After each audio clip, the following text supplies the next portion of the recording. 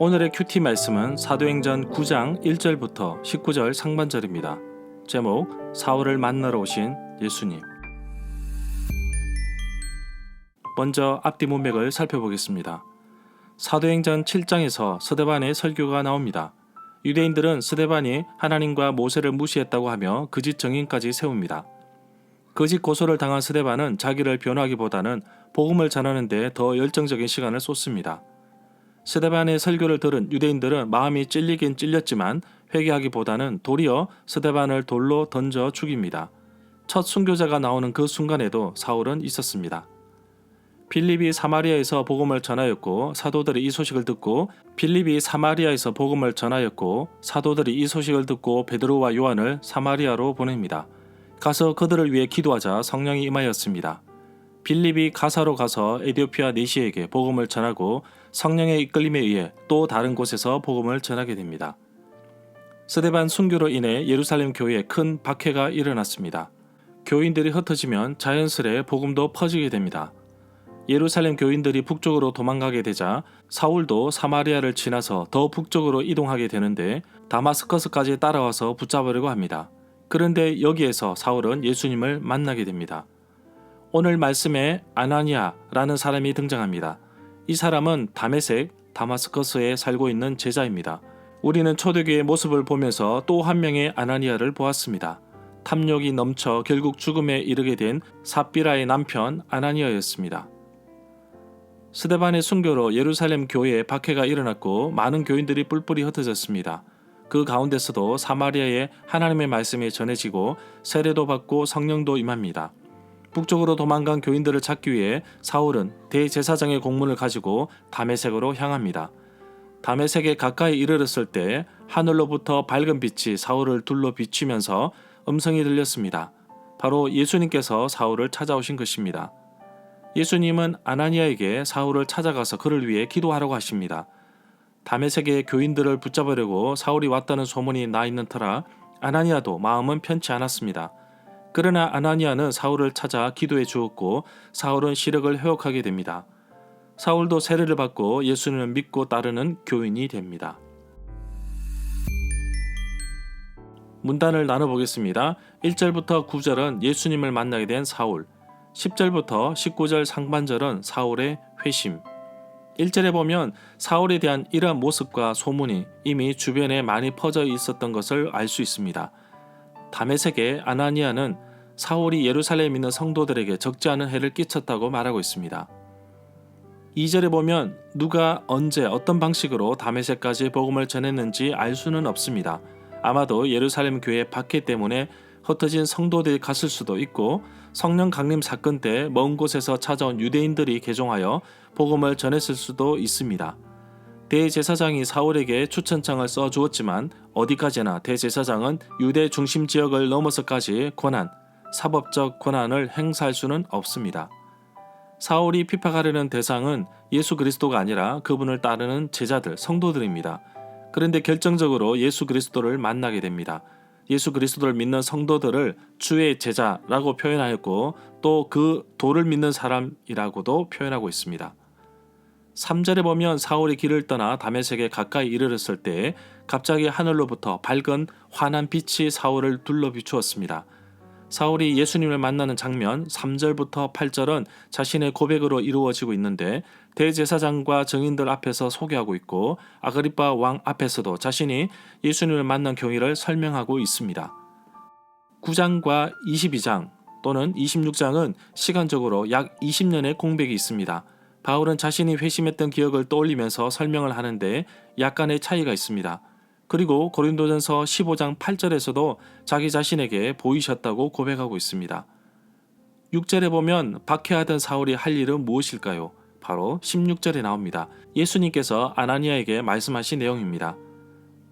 그가 내 이름을 위하여 얼마나 고난을 받아야 할 것을 내가 그에게 보이리라. 사도행전 9장 16절 말씀입니다. 7절에 보면 사울과 함께 갔던 사람들은 무슨 소리가 난 것은 들은 것 같은데 아무것도 보이지 않았으므로 깜짝 놀라 말도 못하고 멍하게 서 있었습니다.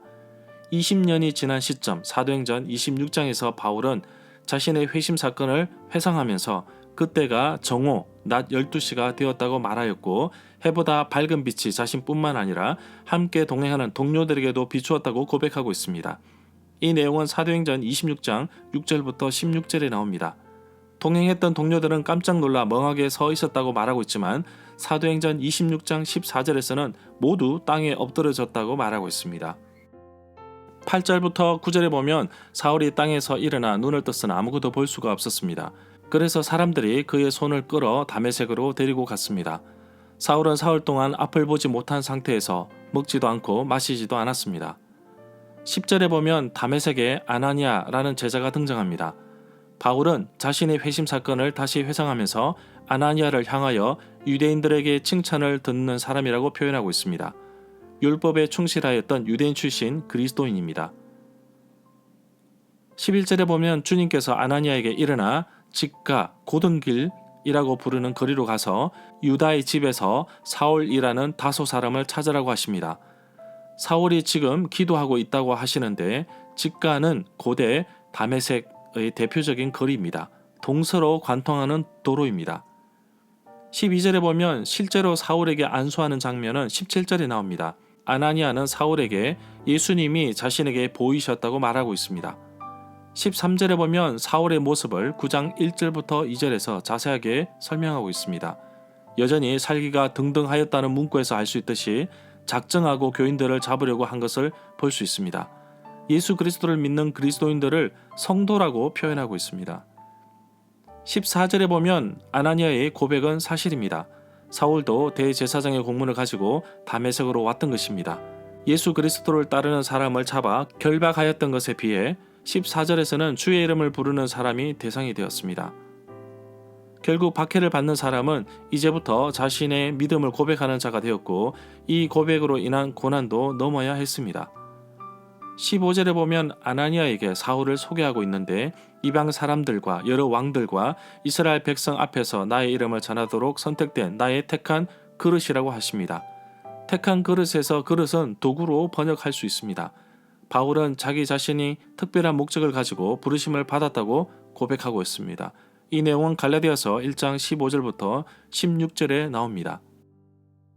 17절에 보면 사울에게 주어진 최대의 선물은 바로 성령으로 충만해짐입니다. 이것은 모든 회개의 최종적인 목표이며 베드로도 자신의 설교를 듣고 마음이 찔려 어떻게 할지 고민하는 자들에게 회개하여 각각 예수 그리스도의 이름으로 세례를 받고 죄 사함을 받으라고 하였습니다. 그렇게 하면 성령의 선물로 받을 것이라고 하였습니다. 절마다 상세한 설명과 구절 해석, 핵심 내용과 중심 줄거리는 네이버 블로그에 올려져 있습니다. 내게 주시는 교훈입니다. 예수님은 사람을 가리지 않습니다. 성실하고 정직한 사람도 만나시지만 자기를 핍박하고 미워하고 또 믿는 사람들을 공격하는 사람도 찾아와 만나주십니다. 바로 이것이 사랑이 아닐까요? 직접 찾아오셔서 만나주시는 예수님. 이제 그 일을 우리가 대신합니다. 예수님의 이름과 사랑을 가지고 다른 사람들에게 찾아갑니다. 소외된 사람, 때로는 교회를 미워하고 싫어하는 사람에게도 다가갑니다. 우리가 전하는 예수님을 만나고 영접하고 하나님의 자녀가 되기를 간절히 소망합니다. 사울이 다메섹에 갈 때에 대제사장의 공문을 가지고 의기양양한 모습으로 갔지만 사울은 예수님을 만나고서 완전히 바뀌었습니다. 예수님의 사람이 된 것입니다. 나는 예수님을 만나고 나서 어떤 사람으로 바뀌었습니까? 사울이 이렇게 완전히 바뀌게 된 것은 그가 예수님을 만났기 때문입니다. 예수님을 만나고서도 내 삶에 변화가 없다면 깊이 생각해 보기를 원합니다. 세상 사람들이 싫어하고 미워하는 사울에게도 찾아오신 예수님, 오늘날 예수님이 필요한 사람들이 많습니다. 내가 아는 이웃 그리고 낙심한 분들, 심지어 가족과 친척들 가운데 예수님을 믿지 않은 분들에게도 찾아가 주옵소서. 그분들이 예수님을 만나기를 원합니다. 직접 찾아가 주셔서 이름을 불러주세요. 그분들이 예수님의 부르심을 깨닫고 돌아오기를 간절히 기도합니다. 어떻게 교회를 핍박하고 괴롭히는 사람이 일꾼으로 세움을 받았을까요? 세상을 변화시키는 가장 좋은 방법은 바로 사람을 바꾸는 것입니다. 예수님은 바꾸지 못할 사람이 없습니다. 혹시 주변에 유독 기독교에 대해서 반대하거나 공격하는 사람이 있으신가요? 어쩌면 그 사람도 사울처럼 회개하고 돌아오면 정말 복음을 전할 수 있는 귀한 일꾼이 될 것으로 봅니다. 아나니아의 수고를 기억합니다. 이미 다메섹에 소문이 나 있던 터라 쉽게 사울을 찾아가기 어려웠을 것입니다. 그럼에도 불구하고 예수님은 아나니아를 설득시켜서 보내십니다. 사울이 위험한 인물이지만 동시에 그는 아주 중요한 사람이기 때문입니다. 아나니아가 순종합니다. 사울이 변화됩니다. 세례를 받습니다. 강건해집니다. 아나니아의 결단력에 응원을 보냅니다. 나 한 사람의 수고가 복음을 전하는데 귀하게 쓰여진다면 비록 두렵거나 떨리더라도 도전하고 싶습니다. 원수 같았던 사울에게 손을 얹어 기도하였던 아나니아는 진심으로 기도합니다. 먼저 손 내밀어 다가가십시오. 당신이 내민 손에 예수님도 함께 하십니다. 당신이 다가선 걸음에 예수님도 함께 하십니다. 오늘 아나니아처럼 아직 예수님을 모르는 사람에게 또 기독교에 대해서 반대하거나 공격하는 사람에게 예수님의 사랑을 가지고 다가서서 복음을 전하기를 원합니다. 나를 주님의 도구로 사용하여 주옵소서. 나 한 사람의 수고와 헌신을 통하여 세상이 바뀌어지고 하나님의 나라가 세워지고 확장되기를 간절히 소망합니다.